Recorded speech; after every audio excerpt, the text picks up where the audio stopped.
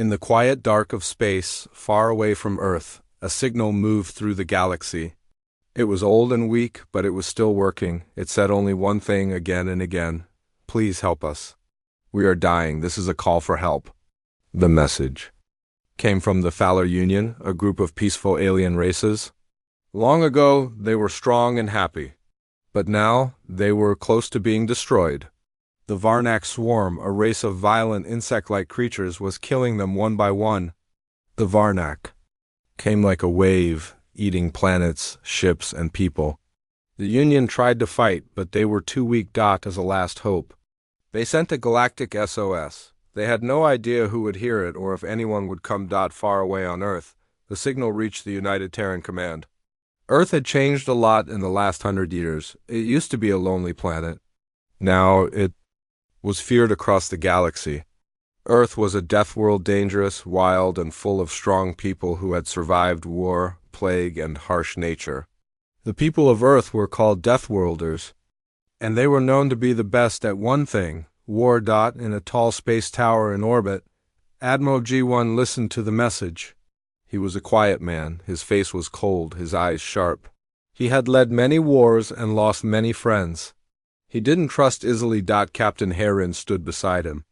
She was younger, but even more serious.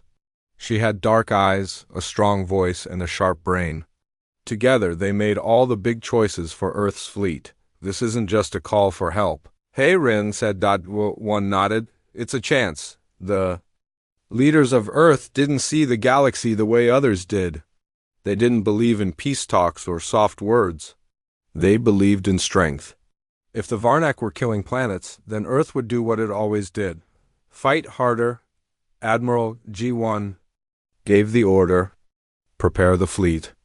Across the solar system, Earth's military came alive. Huge battleships woke from sleep mode.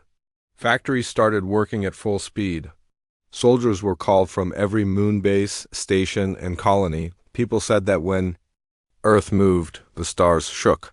This time, the galaxy would remember. Inside one of the giant carriers, young Commander Desal checked her weapon systems. She had trained since childhood for this.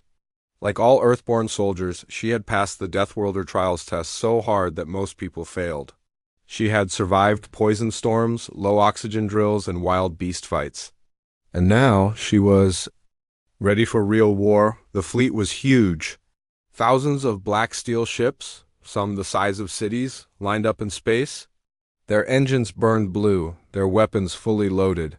Each ship had a name: Iron Storm, Viper Fang, Silent Blade, and many more. Every name had a history. Every crew had a purpose. In the main command ship, Eclipse Fang, Captain Heron stood in front of the war map. The Varnak are fast and cruel, she said, but they've never met us. She pointed to the Ares system, where the Union was, making its last stand. That's where we go, we end this. No waiting, no mercy. Some commanders looked worried. The Union asked for help, one said. Are we going to listen to them? One spoke for the first time in the meeting. We don't ask what they want, he said. We give them what they need. And with that, the Deathworlder fleet left Earth. In a bright flash of light, the ships jumped into hyperspace. In seconds, they crossed hundreds of light years. The Black Fleet moved like a shadow through the stars, fast and silent, back on Earth. The people watched the news. Some were proud. Some were scared. But all knew one thing: Earth did not send diplomats. Earth sent war. As the fleet flew toward the burning edge of the galaxy, Commander Desal sat in her bunk and opened a small photo of her family. Her mother had been a soldier. Her brother had died in the last Martian uprising. She had no fear, only duty. In another part of the ship, Scout Hannah checked her drone systems. Her job was to go ahead of the army, find weak spots, and mark enemy targets.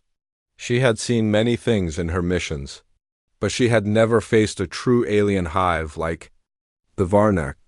She was ready. And in the lower decks, Sergeant Kyung-ho trained with his plasma hammer. He was big, strong, and silent. People said he could break metal walls with one hit. His job was simple: clear the path. All of them were tools of Earth. All. of them were trained to win. In a small control room, Captain Hayrin looked at the countdown. Soon they would arrive in a reef system. She closed her eyes and said quietly, "They wanted help. They have no idea what help looks like." As the stars blurred into lines and the fleet moved closer to the war, Earth's answer to the SOS was clear: the Deathworlders were coming. The Deathworlder fleet arrived in the Ares system like a dark storm. The stars were hidden behind thousands of Earth ships. Their engines glowed bright blue, and their weapons were already aimed. The people of the Thaler Union looked up in silence. They had asked for help. They did not expect this on the planet Thalos 3. The last command base of the Union, Chancellor Villari stood on the balcony. Her skin was silver and thin, and her eyes showed fear. She had ruled her people for many years. She had seen wars and disasters. But she had never seen anything like the Deathworlders. A large human ship landed at the base. The Union guards stepped back. The door opened with a heavy hiss. Metal footsteps echoed through the hall. Captain Hayrin entered first, wearing black armor with sharp lines. Behind her came Admiral G1 and two other officers. Chancellor Villari bowed slightly. "We thank you for coming. You are our only hope." Admiral G1 looked around. "This base won't last long. Your defenses are weak." Villari nodded. "We know. We were scientists and traders. We never trained for war." "Then stay out of our way," Hayrin said. Villari blinked in surprise, but said nothing. The humans were not here to make friends. While the leaders talked, the soldiers prepared. In orbit, squads were sent out to scout the ruined planets. The Varnak had already taken many worlds. The surface of each planet was broken and burned.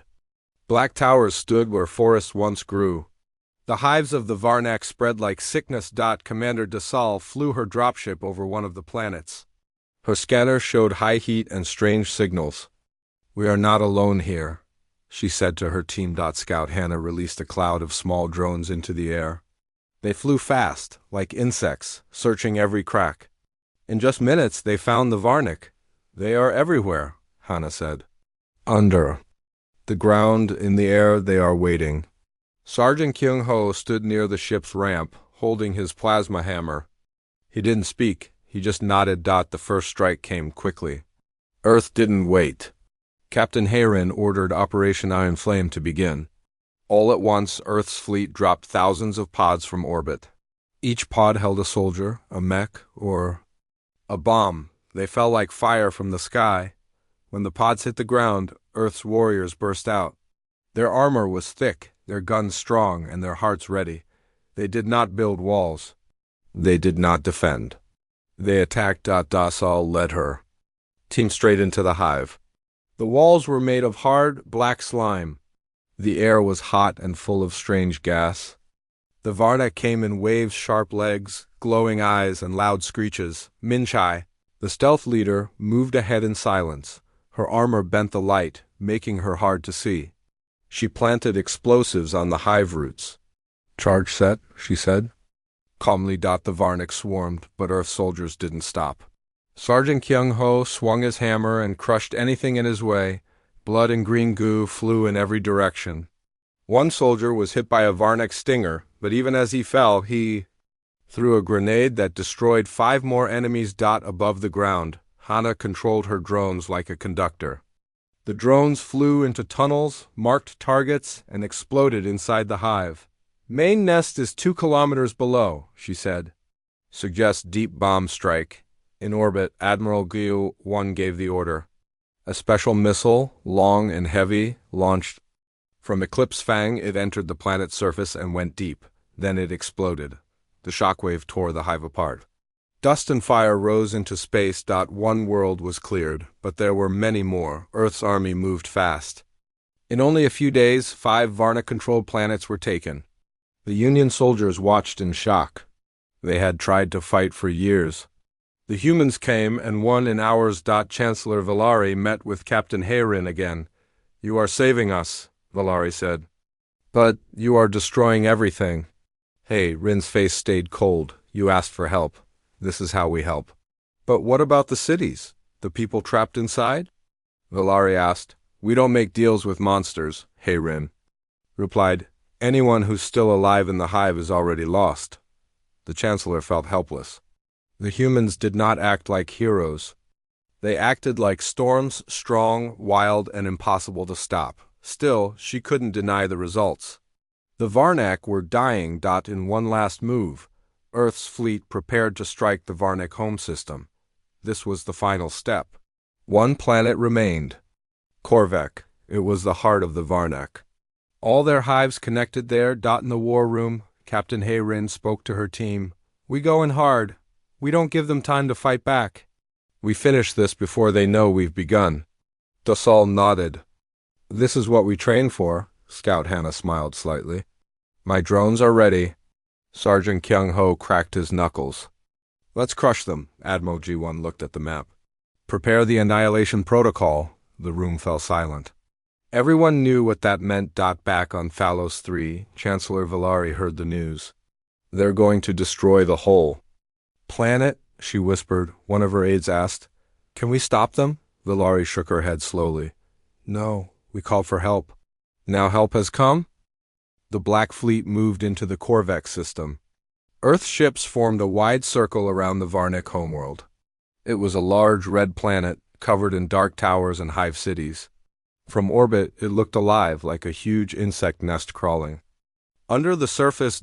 Admiral G1 stood on the bridge of Eclipse Fang. His face was calm, but his eyes were sharp. He watched as new signals appeared on the screen. Varnak ships are rising from the surface, Commander Dasal said. Thousands of them. They know we're here, Captain Hayrin replied. Then let's show them what Earth can do. The Deathworlder fleet began the attack. Fighters launched from every hangar. Bombers flew low and fast toward the planet. Huge battleships opened fire with plasma cannons and railguns. Space lit up with explosions. On the planet below, the Varnak screamed and crawled to the surface. Their towers opened and released more ships. Their hive minds connected in panic.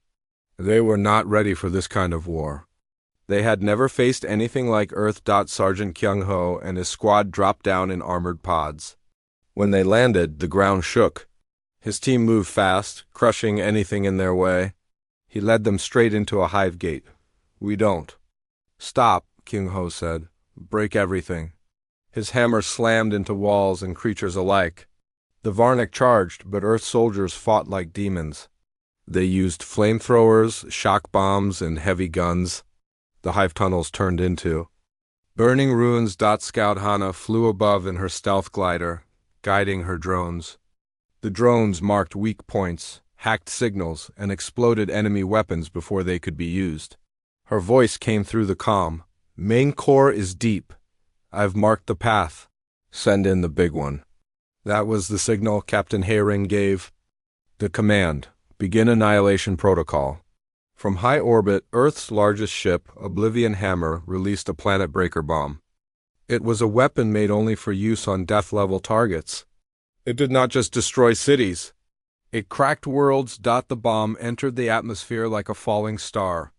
The Varnak tried to stop it with swarms and cannons, but Earth's fighters cleared the way. Seconds later, the bomb hit the surface, a flash, then fire. Then silence. Korvek shook from the inside. The shock wave spread fast. Mountains broke, towers fell, hive tunnels collapsed. The Varnak screamed in pain, but no one could hear them. Now, from orbit, the planet began to crack. Lava spilled out like blood. The Varnak homeworld was dying. Admiral G1 watched without a word. Commander Dasal whispered, It's done. Back on Phalos 3, Chancellor Valari saw the news on the screen. The planet that had terrorized the galaxy for years was now silent. Her aide said, We've won. Valari did not smile. No, they won. We just watched. Soon after, the Deathworlder fleet returned. Some ships were damaged. Some soldiers were lost. But most had survived. On the main platform, Valari met with Captain Hayrin and Admiral G1 one last time.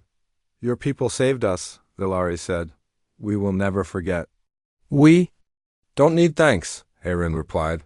We didn't do it for you. Valari looked confused. Then why? G1 answered. Because Earth does not allow monsters to grow. The galaxy ignored your cries. We did not. Valari bowed her head. Will you stay? Help us rebuild? No, Hayrin said. Your peace is yours to build. We came to end the war, that's all. As Earth ships prepared to leave, the people of the Union gathered to watch. They saw the Black Fleet rise into the sky again, just as it had arrived, fast, strong, and silent. Lieutenant Minchai stood with her squad. We did what we had to do. Sergeant Kyung-ho simply nodded. He never liked to talk. Scout Hannah looked back one last time. They'll remember this day forever. And they were right. Across the stars, news of the battle spread. Other alien races heard what Earth had done. Some were thankful, some were afraid. But all knew one truth. If you send an SOS to Earth, they will answer, but Earth does not come with flowers and songs. Earth comes with fire and steel. The Deathworlders are not heroes. They are the last answer. They are the final warning, and when they leave, only silence remains.